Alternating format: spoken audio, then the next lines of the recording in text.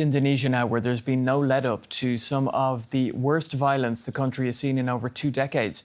After days of protests over a politician's perks, President Prabowo Subianto on Sunday announced that some lawmakers' allowances would be revoked, but that hasn't quelled the unrest, which has already claimed several lives. Frustration is still ablaze among many in Indonesia, as rallies across the country continue to call for reforms. With several killed as the protests turned violent last week, a deep-rooted anger against police and lawmakers has taken hold. In recent days, protesters have set fire to regional parliament buildings and police headquarters and damaged infrastructure in several cities. President Prabowo Subianto responded to the unrest by promising to revoke some lawmakers' perks. He also ordered security forces to take firm action. On Monday, soldiers deployed throughout Jakarta, where schools and universities stayed closed. But many people still gathered outside Parliament. The biggest reform we need for Parliament is for them to work for the people rather than for the party leaders or the parties themselves. That's what reform really means. No matter who you are, it doesn't matter. As long as you only work for your party, you're not working for the people. It's normal for the public to be angry because essentially there have been too many violations committed by the state.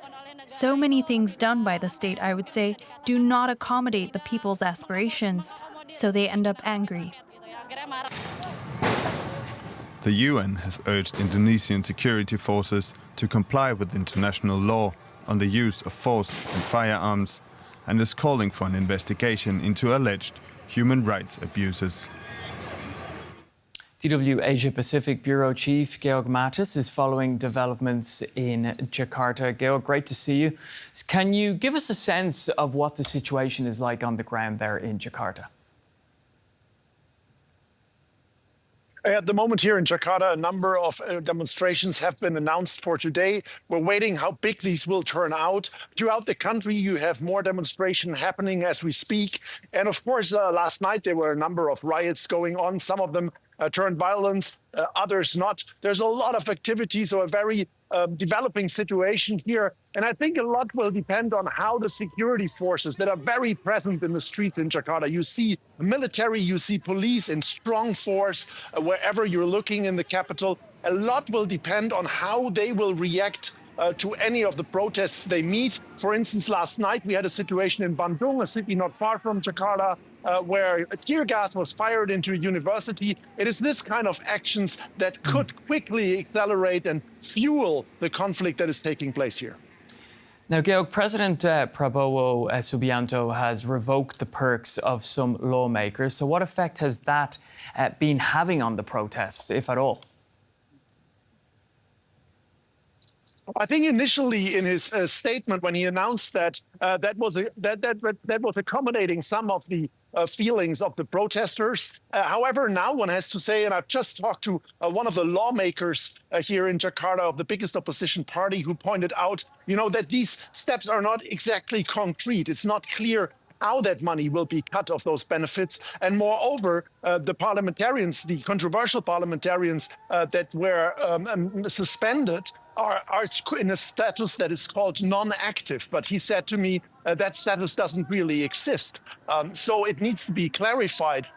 Will they be fired by their parties? That is the only way to really get someone out of parliament. So it needs more concrete actions, is what this lawmaker has put to me. And that, I think, is a feeling that is shared by many people in Jakarta. They want to see concrete actions that they can really see that something has changed. Now, Georg, these protests have been about many issues. We've just touched on some of them already, but one big area was the cost of living and corruption. They've been the cause of much of the frustration among protesters. Has the government offered any policy changes or solutions? I think, look, we have a really difficult situation in Indonesia at the moment. It's been accumulating not just in this administration, but over past administrations who have tried to tackle and reform this country.